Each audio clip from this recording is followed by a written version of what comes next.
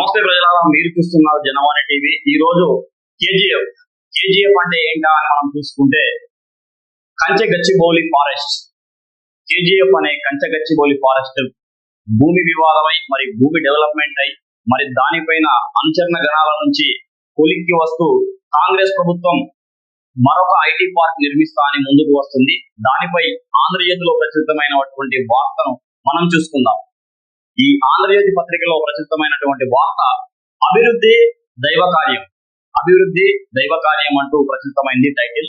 మరి అభివృద్ధి ఏంటి, దైవ కార్యం ఏంటి అని చూసుకుంటే కంచగచ్చిబౌలి భూములను అభివృద్ధి చేస్తాం, నాలెడ్జ్ పార్క్ ఫైనాన్షియల్ డిస్ట్రిక్ట్ తరహాలో అక్కడ 5 లక్షల ఉద్యోగ అవకాశాలు కల్పిస్తాం, తెలంగాణ రాష్ట్రంపై బీజేపీ సర్కార్ వివక్ష, 8 మంది ఎంపీలను గెలిపిస్తే ఏమిచ్చారు అంటూ ఇక్కడ ప్రశ్నించిన వాతావరణం కనబడుతుంది.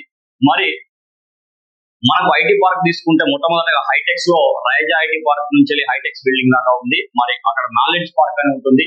మరి రెండోది వచ్చేసి చూసుకుంటే ఫైనాన్షియల్ డిస్ట్రిక్ట్ అని చెప్పి విప్రో సర్కిల్ ఎక్కడైతే ఉందో ఆ విప్రో సర్కిల్ అనేది ఉంది. మరి అక్కడ దాదాపుగా ఒక 5 నుంచి 10 లక్షల దాకా ఉద్యోగాలు కల్పింపజేశాం. మరి అదే తరహాలో ఐటీ పార్క్ కనుక ఈ కంచెగచ్చిబౌలిలో కనుక మరొక ఐటీ పార్క్ ఏర్పాటు చేస్తే 5 లక్షల ఉద్యోగాలు ఏర్పాటు చేయవచ్చు, మరి యువతకు అవకాశం ఉంటుందని తెలియజెప్తున్నారు. మరి అదే విషయమై చూసుకుంటే మరొక అంశం ఇంకా ఏం లేవనెత్తారా అని చూస్తే నాగార్జున హీరోల 2 ఎకరాలు ఇచ్చారు, ఇన్కన్వెన్షన్ తొలగించిన మంచి కార్యక్రమాన్ని గుర్తించారు. నేను చదివే రోజుల్లో పీజేఆర్ ఇల్లు జనతా గ్యారేజ్ మరియు అదేవిధంగా నగరానికి కృష్ణా జలాలు ఆయన పోరాట ఫలితమే అంటూ రేవంత్ రెడ్డి తెలంగాణ ముఖ్యమంత్రి చెప్పుకొచ్చారు.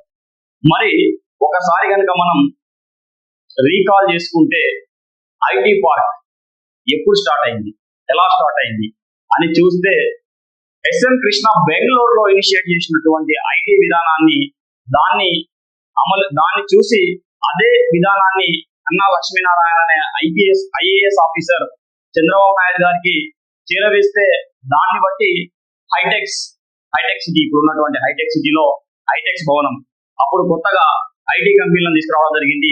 అప్పటి నుంచి ఐటీ ప్రారంభం అనేది జరిగింది. అయితే ఇదే విషయమై మనం చూసుకుంటే మన హైదరాబాద్ నగరం చుట్టూ ఐటీ పార్కులు ఎక్కడెక్కడ ఉన్నాయి. ఒకటి మాదాపూర్ లో, మరియు అదేవిధంగా కొండాపూర్ లో, మరియు అదేవిధంగా గచ్చిబౌలిలో, మరియు ఫైనాన్షియల్ డిస్ట్రిక్ట్ లో ఉంది. మరి అక్కడే ఉందా, ఇంకెక్కడన్నా ఉన్నాయంటే సాగర్ రింగ్ రోడ్ లో ఆదివర్లలో టీసీఎస్ క్యాంపస్ ఉంది.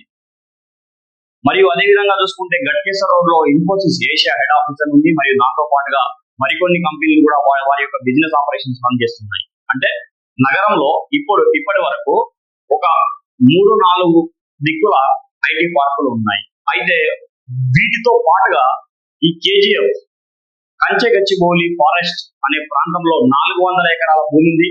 ఈ 400 ఎకరాల భూమిలో కొత్త పార్క్ ను ఏర్పాటు చేయడానికి సంసిద్ధం చేశారు. ఒకసారి కనుక మనం అది చూసుకుంటే ఈ కేజీఎఫ్ కంచెగచ్చిబౌలి ప్రాంతం యొక్క ఫోటోస్ అనేది మీరు ఇక్కడ తిలకించవచ్చు, ఇక్కడ చూసుకోవచ్చు.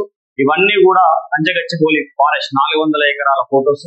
మరి ఈ కంచెగచ్చిబౌలి వల్ల ఉపయోగాలు ఏంటి అంటే ఉద్యోగాలు వస్తాయి, ఐటీ పార్క్ అంటే చుట్టుపక్కల ప్రాంతాలు డెవలప్మెంట్ అవుతాయి, మరియు అదేవిధంగా యువతకు ఉద్యోగ అవకాశాలు వస్తున్నాయని చెప్పుకొస్తున్నారు. మరి అదే విధంగా ఆ స్థాయి అప్పుడున్నటువంటి పరిస్థితి ఎకనామికల్ స్టాటస్ మరి ఇప్పుడున్న ఎకనామికల్ స్టాటస్ చూసుకుంటే ప్రపంచంలో ఆర్థిక స్థితిగతులు ఒక పరిమాణంలో లేవు. మరి ఇప్పుడున్న పరిణామాలు ఏంటి అంటే చాలా హెచ్చుతగ్గులు ఉన్నాయి. ఎకనామికల్ క్రైసిస్ అనేది చాలా చోట్ల చాలా దేశాల్లో ఉంది. మరియు అదేవిధంగా అమెరికాలో ఎన్నో కంపెనీలకు ఐటీ దిగ్గజమైనటువంటి అమెరికాలో ఉన్నటువంటి ఆ ఎకనామికల్ క్రైసిస్ ఇంకా ఉంది, కానీ బయటపడనివ్వట్లేదు.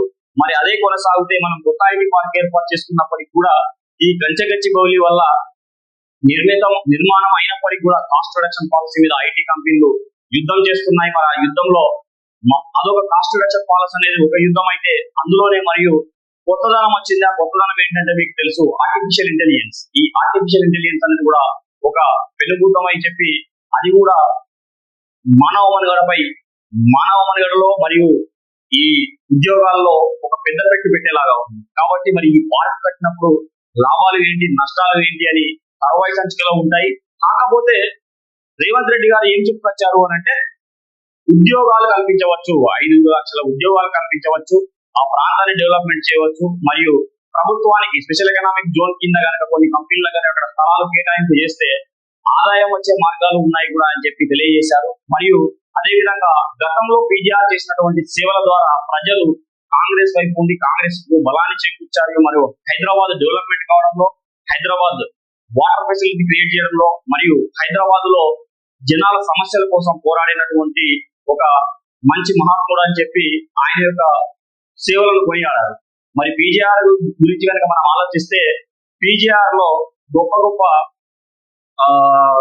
మహాత్ములు, మహాత్మా గాంధీ గాని, ఇందిరా గాంధీ గాని, మరియు అంబేద్కర్ గాని ఇలాంటి వాళ్ళతో కనుక చూసుకుంటే వాళ్ళ పరిపాటిగానే మనం జూబ్లీహిల్స్ లో గాని, మాసప్ ట్యాంక్ లో గాని, మరియు ఎర్రగడ్డ గాని, మరియు అదే విధంగా హైదరాబాద్ గాని, మరియు జూబ్లీహిల్స్, బంజారాహిల్స్ తదితర ప్రాంతాల్లో కూడా ఇప్పటికి కూడా మనం కనుక చూసే ఉంటే పీజీఆర్ యొక్క శిలాఫలకాలు కనబడతాయి. అంటే ప్రజల్లో ఆయన అమరుడైనప్పటికీ కూడా ప్రజల్లో ఇంకా జీవించి ఉండడానికి అవి నిదర్శనం. మరియు అదే విధంగా పీజీఆర్ యొక్క సేవ హైదరాబాద్ డెవలప్మెంట్ లో పరిపాటిగా ఆయన సేవ ఉన్నది. హైదరాబాద్ డెవలప్మెంట్ కానీ హైదరాబాద్ కు తను అమరుడైనప్పటికీ కూడా హైదరాబాద్ చేసిన సేవ అనేది గొప్పది అని చెప్పి చెప్పుకొచ్చిన వైనం అనేది మనం ఇక్కడ చూడవచ్చు.